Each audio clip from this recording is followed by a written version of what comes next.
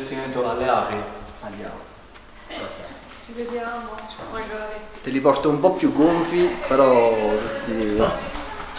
Ciao. Ciao, mi chiamo Carlo Ielardi, sono un apicoltore.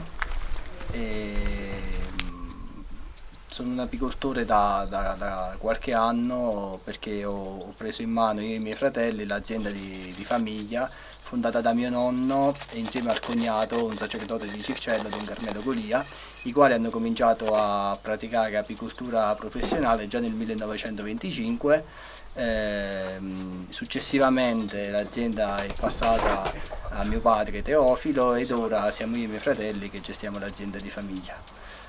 Abbiamo alveari che muoviamo, quindi pratichiamo il nomadismo. Faccio vedere bene la differenza tra nettare e nettare che sta per diventare miele. Questo apiario si trova a 1000 metri sul livello del mare, quindi è una buona montagna, lontano da colture intensive dove ci sono maggiormente pascoli per bovini e coltivazione quasi nulle. Si produce foraggio per bovini e altri animali.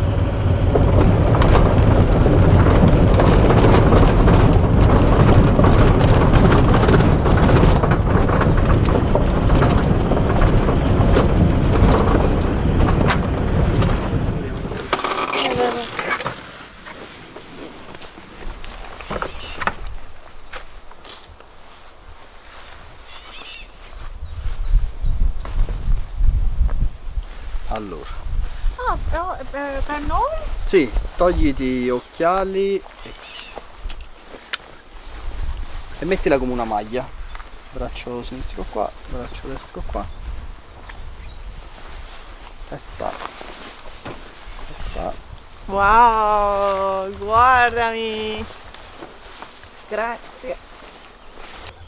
Possiamo andare.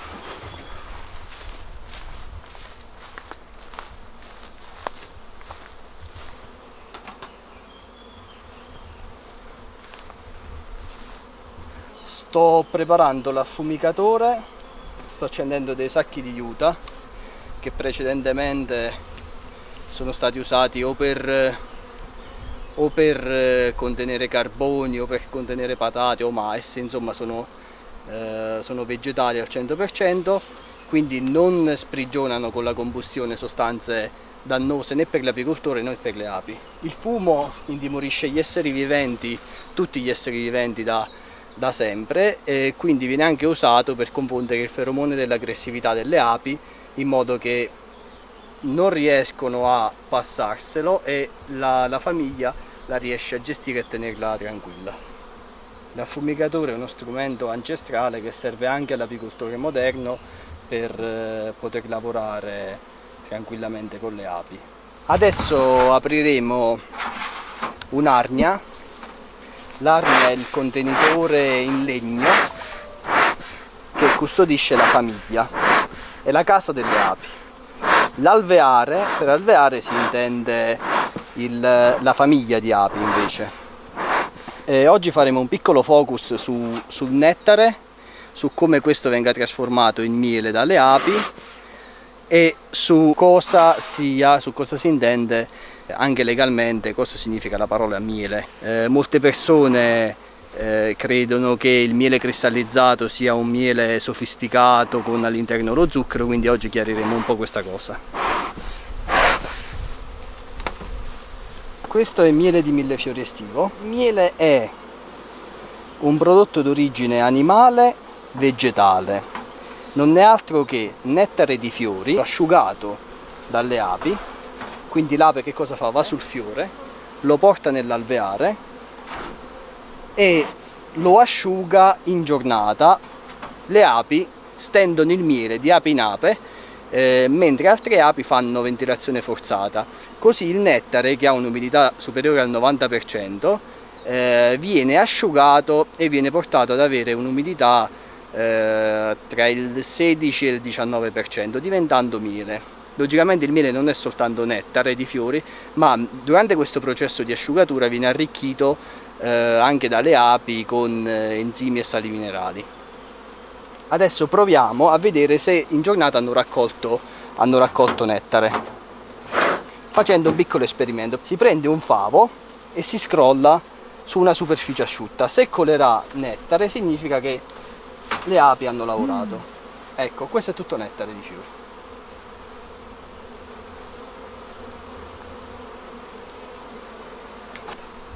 Proviamo a vedere un altro favo.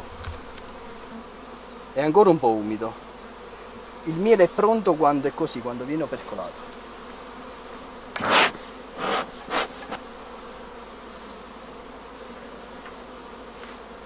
Questo è un miele che avrà un'umidità dal 16 al 19%, perché le api quando il miele è asciutto lo opercolano, cioè creano questo tappo di cera sul miele. Il miele è una soluzione tra l'altro sovrassatura, cioè abbiamo un 80-85% di zuccheri in un 15-20% di umidità. Questo che cosa significa? Che durante i primi mesi si mantiene liquido, dopo ritorna al suo stato naturale, che è quello cristallino. Per questo il miele cristallizza.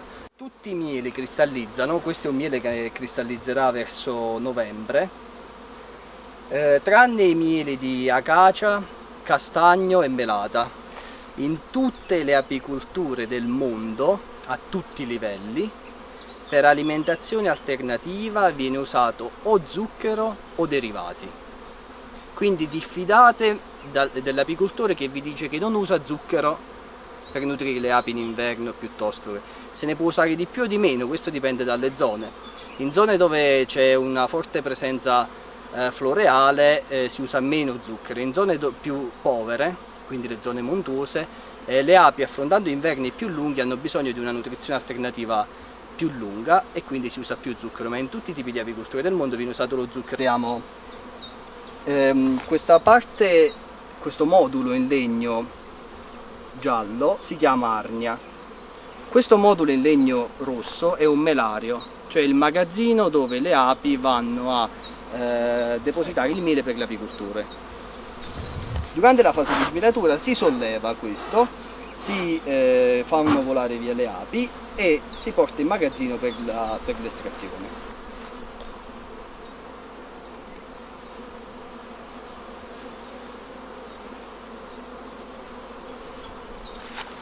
Allora, come viene fatta apicoltura razionale? Usciamo dall'inverno in alta montagna con delle api, sostanzialmente con una famiglia di api debole, quindi ha bisogno di una prima fase di stimolazione. Questa stimolazione può essere fatta o in maniera alternativa usando, come ho detto prima, dei derivati, dei derivati zuccherini, oppure facendo nomadismo, cioè portando le arnie in zone più basse dove vi sono fioriture precoci. La famiglia cresce, va in produzione e sulla seconda fioritura tu vai ad aggiungere il secondo modulo, quindi il melario. Il melario viene preso così, si aggiunge tra corpo cassa e melario un labirinto che viene chiamato apiscampo. Le api, se gli metti l'apiscampo, sono capaci di scendere, quindi tornano nel corpo cassa, ma il giorno successivo non ricordano come fare per risalire, perché sentono l'odore del miele da una parte quando invece l'uscita è stata dall'altra.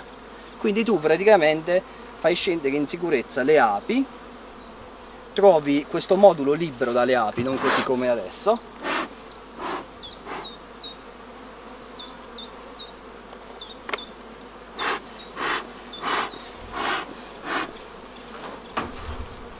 trovi questo modulo libero dalle api e porti il miele nel laboratorio. Ogni favo di questo verrà estratto per centrifugazione. Allora, io ho due fratelli, Angelo e Nicola, e a me piace pensare questa cosa, che ognuno di noi ha preso un lato diverso di nostro padre. Mio fratello Angelo ha preso il lato sportivo, Nicola ha preso il carattere e io ho preso l'apicoltura, cioè io ho preso la passione per le api. Le api non è così, cioè tu hai le api qui, sì, ma le api volano e non ti dicono dove vanno, quindi tu non puoi gestirle sotto questo punto di vista. Quindi Quando si parla ad esempio di miele biologico, hai degli alveari nutriti con prodotti derivanti da materie prime biologiche, ma non puoi garantire un prodotto biologico perché, come ho detto prima, tu non sai le tue api dove sono andate. Quindi io ho un alveare gestito in maniera biologica in un territorio biologico o non biologico. E secondo me oggi le informazioni sono una vera ricchezza. Cioè tu non lavori se qualcuno ti dà qualcosa, tu lavori se hai le giuste informazioni per lavorare. Se tu riesci tramite anche i tuoi amici colleghi, riesci a capire come differenziare la tua azienda spaziando dalla produzione di miele all'impollinazione, alla vendita di sciami, il tuo fatturato, il tuo reddito aumenta. Se invece ti svegli la mattina, pensi solo al lavoro, non parli con nessuno, non conosci nessuno, farai quello per tutta la vita, non crescendo più di tanto. L'apicoltura sta attraversando un cattivo periodo, non da adesso ma da più di 20 anni, e più andiamo avanti e peggio è. Abbiamo problemi sanitari, in quanto più o meno dal 1980 è arrivata la Varroa in Italia. La Varroa è un acaro, parassita delle api, è ormai presente in quasi tutti gli alveari del mondo tranne in Australia. E questo parassita si comporta in questo modo: ha un aumento di popolazione direttamente proporzionale all'aumento della popolazione delle api. Ogni ciclo di covata di api ha 2 cicli di riproduzione della varroa, quindi tu a fine stagione ti trovi con la tua famiglia di api che è altamente parassitizzata, e questo avviene a tutte le famiglie di api. Questo parassita sta facendo farmacoresistenza, quindi l'apicoltore ogni anno si trova ad avere problemi con i vari trattamenti.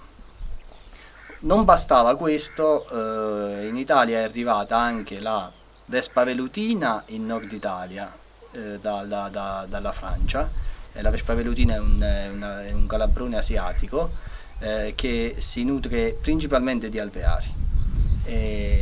E invece dal porto di Gioia Tauro è arrivata l'etina tumida, che è un coleottero egiziano, anche questo un forte parassita degli alveari. Quindi ci troviamo stretti in questa morsa e non sappiamo nei prossimi anni come andrà a finire questa partita. Oltre a questo ci mettono le case farmaceutiche che spacciano fitofarmaci e pesticidi pericolosissimi sia per le api che per l'uomo a destra e a sinistra. Cioè a primavera tu trovi i trattori degli agricoltori con tonnellate di questa robaccia che sta andando in campo. E oltre a questo abbiamo problemi sanitari anche sulle fioriture di maggiore interesse apistico. I castagni non fioriscono più, sono parassitizzati dal cinipide, che anche questo è un parassita asiatico, quindi bassissima produzione di miele di castagno, bassissima produzione di miele di eucalipto, bassissima produzione di miele di girasoli, in quanto i girasoli sono tutti, non esiste più il girasole di una volta, ma stiamo parlando di tutti i girasoli ibridi, spesso con seme sottoposto alla concia tramite prodotti chimici come quelli che ho detto prima di famose case farmaceutiche. Abbiamo problemi di avvelenamento e inoltre ci sta dando forti problemi anche il meteo, in quanto non esistono più le stagioni, non esistono più le 4 stagioni come una volta, dove in inverno la natura si riposava, nevicava, la terra ingrassava, si diceva. Oggi hai o estati siccitose, primavere fredde,